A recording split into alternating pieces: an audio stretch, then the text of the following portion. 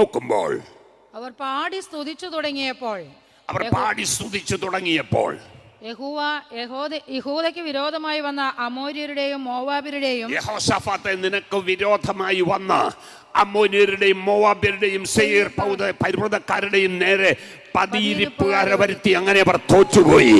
നിന്നെ ജയിക്കത്തില്ല. സ്തുതിക്കുന്ന ദൈവ പൈതലെ, ആരാധിക്കുന്ന ദൈവ പൈതലെ, സത്യ ദൈവത്തെ, ജീവനുള്ള ദൈവത്തെ ആരാധിക്കുന്ന ദൈവ പൈതലെ, സ്തുതിക്കുന്ന ദൈവ പൈതലെ, നീ തോക്കാൻ ദൈവം സമ്മതിക്കത്തില്ല. നിന്നെ തോൽപ്പിക്കാൻ നിൽക്കുന്ന വിഷയങ്ങളെ തോൽപ്പിക്കുന്ന ദൈവമാചാരം നിങ്ങളും സേവിക്കുന്ന ദൈവം. യേശുവിന്റെ അധികാരമുള്ള നാമത്തിൽ, യേശുവിന്റെ അധികാരമുള്ള നാമത്തിൽ, യേശുവിന്റെ അധികാരമുള്ള നാമത്തിൽ, യേശുവിന്റെ അധികാരമുള്ള നാമത്തിൽ, യേശുവിന്റെ നാമത്തിൽ. ഹല്ലേലൂയ, സ്തോത്രം, ആമേൻ. അപ്പോ എതിരെ വരുന്ന വിഷയങ്ങൾ, നീ മുന്നോട്ട് പോകുമ്പോൾ നിന്നെ തടയാൻ നിൽക്കുന്ന ചില വിഷയങ്ങളുണ്ട്.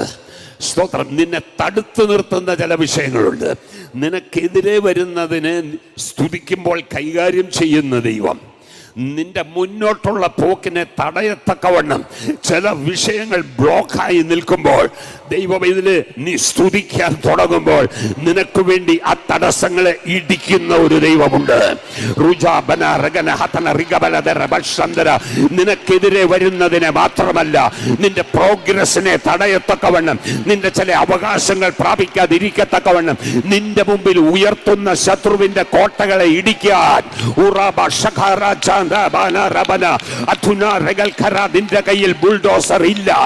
എന്നാൽ നിന്റെ കയ്യിൽ ബുൾഡോസർ ഇല്ലെങ്കിലും നിനക്ക് വേണ്ടി ഇടിച്ചു നിരത്തുന്ന ഒരു ദൈവമുണ്ട്. ആ ദൈവം സ്തുതികളിൽ മേൽ ഇറങ്ങി വരുന്ന ദൈവമാ.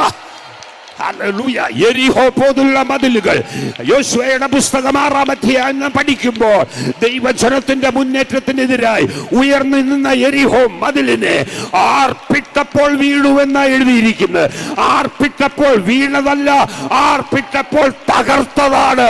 അത് ദൈവ സാന്നിധ്യം ആർപ്പിട്ടപ്പോൾ വെളിപ്പെട്ടതാ. മുന്നോട്ട് പോകുവാൻ കഴിയാതെ